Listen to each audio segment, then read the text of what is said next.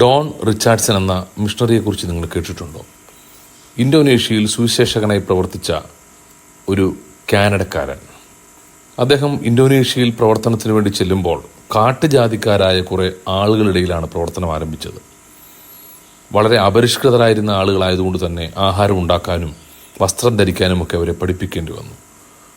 Don Richardson, അദ്ദേഹത്തിൻ്റെ കുഞ്ഞുങ്ങൾ 2 പേർ, അദ്ദേഹത്തിൻ്റെ ഭാര്യ ചില വർഷങ്ങൾ അവിടെ താമസിച്ച് ഇവരോടൊപ്പം പ്രവർത്തിച്ചു.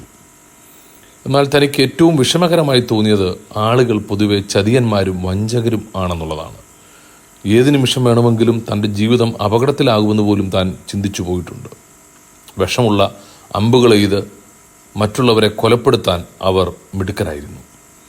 അദ്ദേഹം സുവിശേഷ പ്രവർത്തനങ്ങളിൽ വ്യാപൃതനായപ്പോൾ യേശുവിൻ്റെ ജീവചരിത്രം ഒരു വീഡിയോ ആയി കാണിക്കാൻ അദ്ദേഹം തീരുമാനിച്ചു.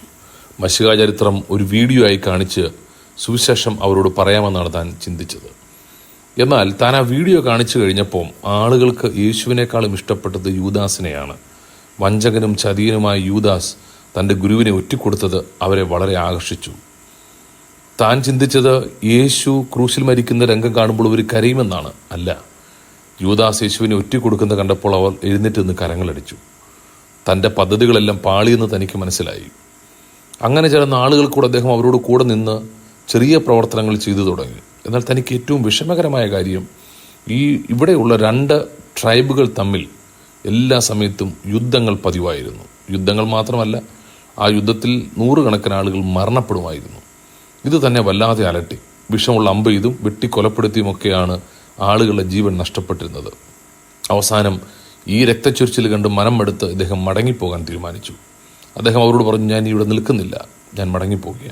അവർ പറഞ്ഞില്ല, ഒരിക്കലും പാടില്ല, ഞങ്ങളെ ഇതുപോലെ ഇത്രയും ആക്കിയത് നിങ്ങളാണ്, ഞങ്ങളുടെ ജീവിതം ഡെവലപ്പ് ചെയ്തത് നിങ്ങളാണ്, നിങ്ങൾ ഞങ്ങളെ ഇട്ടിട്ട് പോകരുത്. പക്ഷെ അദ്ദേഹം പറഞ്ഞു, എങ്കിലും ഒരു കാര്യം ചെയ്യണം, ഞാൻ പോകത്തില്ല, ഇനിയും നിങ്ങൾ തമ്മിൽ യുദ്ധം ചെയ്ത് രക്തച്ചൊരിച്ചിലുണ്ടാകത്തില്ലെന്ന് ഉറപ്പ് നൽകണം. അവർ പറഞ്ഞു, അതെ, ഞങ്ങളത് ചെയ്യാം. 2 ട്രൈബുകളും ഒരുമിച്ച് കൂടി ഒരു ഉടമ്പടിയിൽ അവരെത്തി. അദ്ദേഹം അതിങ്ങനെ വീക്ഷിച്ചുകൊണ്ടേയിരുന്നു. പാട്ടും ചാട്ടവും എല്ലാം നടക്കുന്നുണ്ട്. അതിനിടയിൽ ഒരു ഗ്രാമത്തിൻ്റെ തലവൻ അടുത്ത ഗ്രാമത്തിൻ്റെ തലവൻ്റെ അടുത്ത് വന്ന് ഒരു കൊച്ചു കുഞ്ഞിനെ ഈ ഗ്രാമത്തലവന് കൈമാറിയിട്ട് അവർ ഒരു ഉടമ്പടി ചെയ്തു. ഈ കുഞ്ഞ് നിങ്ങളുടെ ഈ ഗ്രാമത്തിൽ ജീവിച്ചിരിക്കുന്നിടത്തോളം കാലം നമ്മൾ തമ്മിൽ ഇനിയും യുദ്ധം ഉണ്ടാകത്തില്ല. ആ കുഞ്ഞിനെ അവർ പറയുന്നത് സമാധാനപുത്രൻ എന്നാണ്, പീസ് ചൈൽഡ്. ഇത് കണ്ടു കഴിഞ്ഞപ്പോൾ ഡോൺ റിച്ചാർഡ്സന്റെ മനസ്സിനകത്തൊരു കുളിർമ. അദ്ദേഹം പറഞ്ഞു, നിർത്ത്, ഇതാ ഞാൻ പറയാൻ ആഗ്രഹിച്ചത്. നമുക്കൊരു പീസ് ചൈൽഡുണ്ട്. ദൈവവുമായി ബന്ധമില്ലാതിരുന്ന, ശത്രുത്വമായിരുന്ന നമ്മെയും ദൈവത്തെയും തമ്മിൽ ഒരുമിപ്പിച്ച ഒരു ദൈവസ്നേഹം. ആ ദൈവം നമുക്ക് സ്വന്തം പുത്രനായ യേശുവിനെ അയച്ചു തന്നു. യേശുവാണ് നമ്മുടെ പീസ് ചൈൽഡ്. യേശുവിൽ കൂടെയാണ് നമുക്ക് ദൈവവുമായിട്ടുള്ള ബന്ധം സ്ഥാപിതമാക്കാൻ കഴിയത്തുള്ളൂ. അങ്ങനെ സുവിശേഷം പറയുന്നതിൽ അദ്ദേഹം വിജയിച്ചു. മാത്രമല്ല, 100 കണക്കിന് ആളുകൾ ഡോൺ റിച്ചാർഡ്സന്റെ പ്രവർത്തനത്തിലൂടെ കർത്താവിനെ അറിഞ്ഞു. അദ്ദേഹം ചില വർഷങ്ങൾക്ക് മുമ്പ് ലോകത്തിൽ നിന്ന് മാറ്റപ്പെട്ടെങ്കിലും ഈ ഡോൺ റിച്ചാർഡ്സൺ ചെയ്ത പ്രവർത്തനങ്ങൾ മൂലം 1000 കണക്കിന് ആളുകൾ ഇന്നും കർത്താവിനായി ജീവിക്കുന്നുണ്ട്. ഒരു ജീവിതം അത് മുഴുവൻ കർത്താവിൻ്റെ വേലയ്ക്ക് വേണ്ടി മാറ്റിവെച്ച ഡോൺ റിച്ചാർഡ്സന്റെ ജീവിതം ചലഞ്ചിങ് ആണ്. ഈ പീസ് ചൈൽഡ് എന്ന് പറയുന്ന ഈ സംഭവം ബേസ് ചെയ്ത് ഒരു മൂവിയുണ്ട്, ഒരു ക്രിസ്ത്യൻ മൂവി. പീസ് ചൈൽഡ് എന്ന് തന്നെയാണ് എൻ്റെ പേരും. യൂട്യൂബിലൊക്കെ നിങ്ങൾക്ക് സെർച്ച് ചെയ്താൽ കാണാൻ കഴിയും. ഞാൻ പറഞ്ഞത്, ഇന്നും കർത്താവിനെ അറിയാത്ത ഒത്തിരി ആളുകളുണ്ട്. ഇന്ന് നമുക്കൊരു കാര്യം ചെയ്യാം.